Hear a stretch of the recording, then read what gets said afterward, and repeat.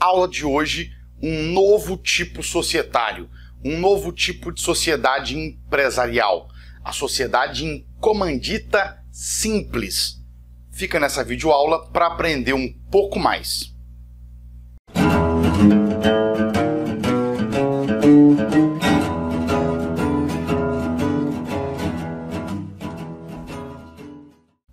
Como vai minha cara?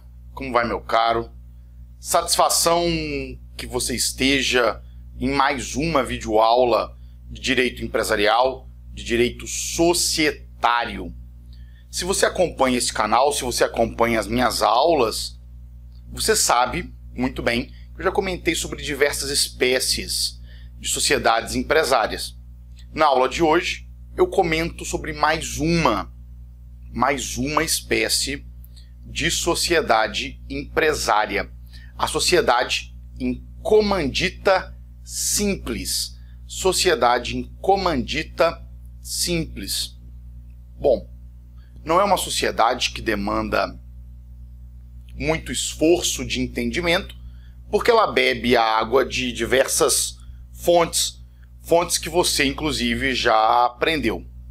Mas primeiro uma observação inicial. A sociedade em comandita simples, assim como a sociedade em nome coletivo, é uma sociedade que está em desuso, ou seja, a prática empresarial, na prática empresarial, não é uma sociedade muito utilizada. Utilizada mais para alguns fins em específico, né? Se mantém no código porque já foi muito utilizada e hoje cumpre alguns fins específicos, interesses pontuais de alguns grupos societários. Mas primeiro um histórico, e aí você vai se rememorar, você deve se lembrar da sociedade em nome coletivo. Qual é a origem da sociedade em nome coletivo? A doutrina não tem um consenso, a doutrina não traz uma ideia clara de qual seria a origem histórica da sociedade em comandita simples. Mas muitos falam ser ela uma evolução da sociedade em nome coletivo. E quando eu falar sobre as responsabilidades dos sócios, você vai entender perfeitamente do que eu estou falando, porque ela seria uma evolução. Certos autores, né, da doutrina pátria falam muito sobre as comendas medievais, uma espécie de contrato especial onde tinham os capitalistas, aqueles que entregavam dinheiro ou bens a mercadores, a navegadores, né, a fim que eles negociassem e posteriormente eles repartiam o lucro. Ou seja, eu tinha a figura de quem investia, numa situação e eu tinha a figura de quem negociava em si. E o lucro posteriormente era repartido. Bom, isso aconteceu claramente, né, nas grandes navegações e nas rotas comerciais. Talvez daí seria a origem da sociedade que nós vamos comentar hoje, sociedade em comandita simples. Mas passo já para te descrever a espécie de sócio ou as espécies de sócios da sociedade em comandita simples. E aqui eu bebo a fonte do artigo 1045. Tomem nota. A sociedade em comandita simples, ela está disposta entre os artigos 1045 e 1051 do Código Civil. 1045 a 1051 do Código Civil. Leitura fundamental para você que quer aprender um pouco mais sobre a sociedade em nome coletivo. Bom, mas quais são as espécies de sócios? Nos fala, prescreve a essa norma o artigo 1045. Me permito a leitura, leio junto comigo. Na sociedade em comandita simples, tomam parte sócios de duas categorias: os comanditados, pessoas físicas responsáveis solidária e ilimitadamente pelas obrigações sociais, e os comanditários, obrigados somente pelo valor de sua cota. Vamos ler de novo para que você fixe as duas espécies de sócios que nós temos. Leio de novo junto comigo. Na sociedade em comandita simples, tomam parte sócios de duas categorias: os comanditados, pessoas físicas responsáveis solidária e ilimitadamente pelas obrigações sociais, e os comanditários, obrigados somente pelo valor de sua cota. Se você já estudou a sociedade em nome coletivo, você consegue perceber plenamente por que alguns autores falam que a sociedade em comandita simples é uma evolução da sociedade em nome coletivo. Porque a lógica da sociedade em nome coletivo são sócios, pessoas físicas, sócios responsáveis ilimitadamente pelas obrigações assumidas pela sociedade. A sociedade em comandita simples tem essa configuração para um grupo de sócios e tem uma configuração limitada para o outro grupo de sócios. É por isso que se fala que é uma evolução, porque eu incluo na sociedade, eu incluo no quadro societário um grupo de sócios que tem a responsabilidade limitada. Bom, nós vamos entender um pouco mais sobre esses dois sócios, tá? Comanditados e comanditários. A questão que eu preciso levantar é que cumpre ao contrato social especificar claramente, especificar plenamente quem são os sócios comanditados e quem são os comanditários. Quem são os comanditários e quem são os comanditados. E aqui, uma observação muito preliminar. Alguns, quando eu contava o histórico, alguns podem ter achado parecido com a sociedade em conta de participação. Sociedade em conta de participação. Buda é a mesma coisa? Não, senhores, não é a mesma coisa, por uma questão muito importante. A sociedade em conta de participação é uma sociedade não personificada. Okay? Ela não gera personalidade jurídica, ela não acarreta uma personalidade jurídica, diferente da sociedade em comandita simples, que ainda que eu tenha uma espécie de sócio mais capitalista e uma espécie de sócio que mais age, eu tenho uma sociedade personificada, uma sociedade que promove personalidade jurídica à sociedade. Mas voltando, a primeira questão que eu precisava dizer sobre os sócios foi essa. O contrato social não pode deixar margem, não pode deixar dúvida. Tal e tal pessoa são sócios comanditados. Tal e tal pessoa são sócios comanditários.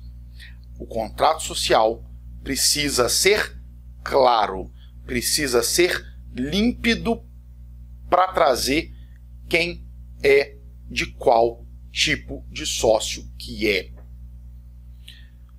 Segunda observação inicial que eu preciso fazer sobre a questão dos sócios é que, de forma geral, a sociedade em comandita simples pode ter normas da sociedade em nome coletivo aplicadas de forma subsidiária.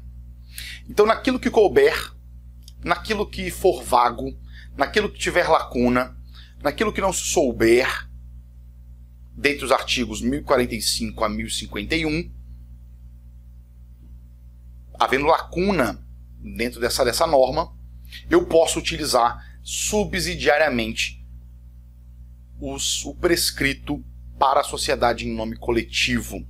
É por isso, inclusive, que, por exemplo, os deveres do sócio comanditado, eu posso beber da fonte da sociedade em nome coletivo, porque basicamente é a mesma coisa, pessoas físicas ilimitadas e assim por diante. Então, naquilo que couber, naquilo que encaixar, pode-se utilizar a sociedade em nome coletivo como aplicação subsidiária na sociedade em comandita simples. Bom, então agora eu passo a falar com vocês sobre os dois sócios, os dois grupos de sócios. Primeiro eu falo sobre o regime jurídico do sócio comanditado, como o sócio comanditado se desenvolve, e depois como o sócio comanditário se desenvolve, como que contribui o sócio comanditário, qual é a responsabilidade do sócio comanditário. Bom, comecemos pelo sócio comanditado, tá? Qual é o regime jurídico do comanditado? O mesmo da sociedade em nome coletivo. Ou seja, o comanditado tem que ser pessoa física, só o comanditado pode administrar a sociedade, então a administração da sociedade cumpre ao comanditado, só o nome do comanditado pode constar na firma social, ou seja, no nome empresarial da sociedade, é do tipo firma, e só o nome do comanditado que pode estar, ok?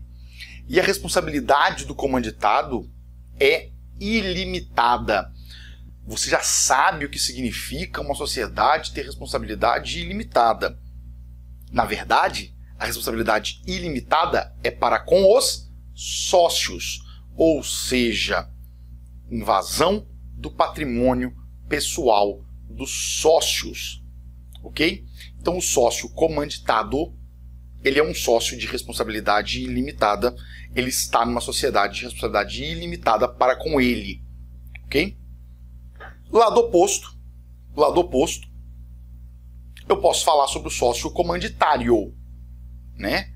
O que contribui o sócio comanditário e qual é a sua responsabilidade, né?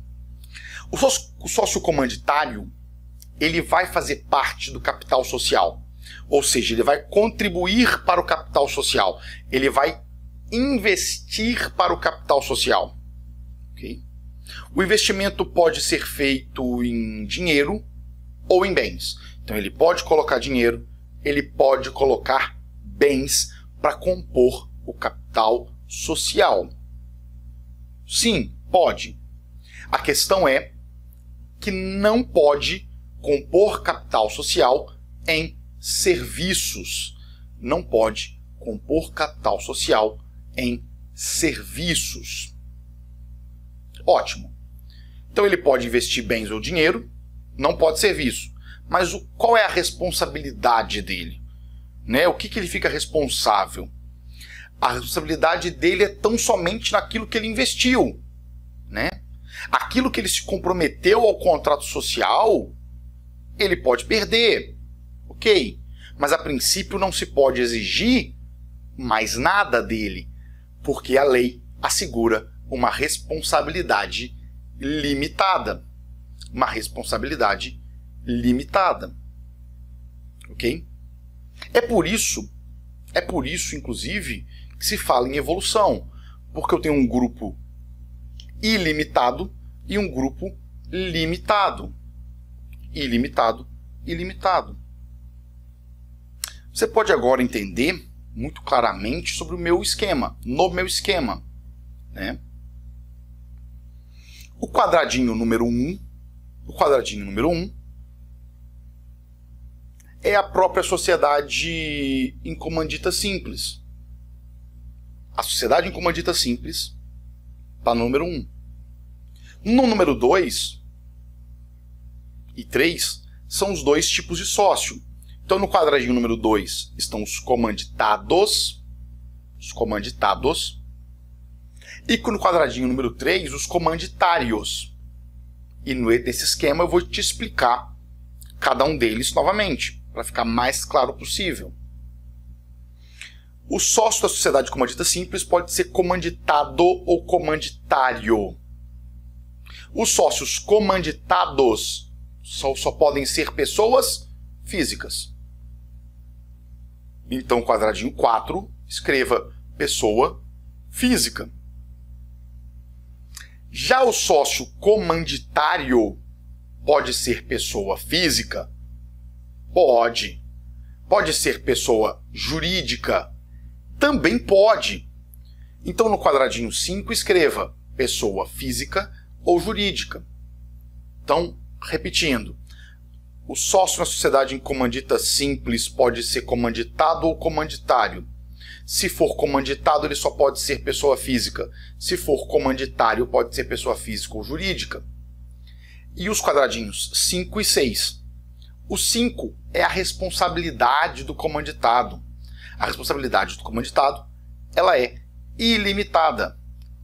Ilimitada.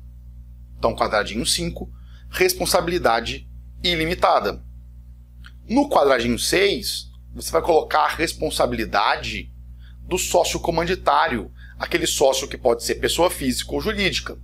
A responsabilidade do sócio comanditário, ela é limitada. Então, no quadradinho 6, coloque limitada. Responsabilidade limitada. Bom, por fim, eu falo sobre pluralidade societária. O que significa isso? A sociedade em comandita simples, ela precisa de pluralidade societária. Ela tem que existir com 2 grupos de sócios. Não se pode ter apenas um grupo de sócios na sociedade. Eu não posso ter sócios só comanditários, eu não posso ter sócios só comanditados. Eu preciso ter os 2 grupos, ok? Então, pelo menos um sócio em cada grupo é necessário. Tem que se ter pluralidade, tem que se ter diversidade de sócios. E o código traz um prazo, no caso da ausência de uma categoria. Precisa se repor essa categoria num prazo de 180 dias, sob pena de se dissolver a sociedade caso não se reponha. Ok?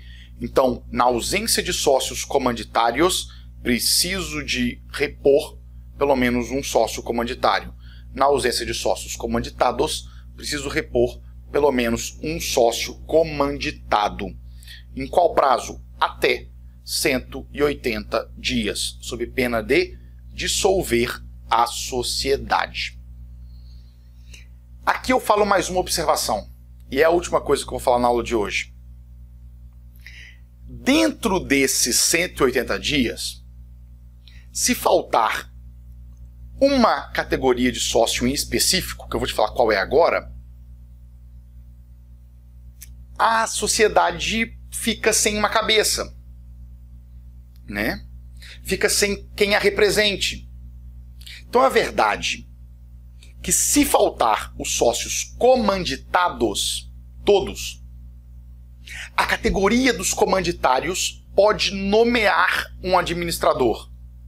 Um administrador externo, provisório, que não vira sócio, mas ele faz os atos de administração, porque só sócio comanditado pode ser administrador. Bom, espero que tenha ficado claro. Fiz um geral sobre a sociedade em comandita simples. No mais, um forte abraço e até a próxima aula.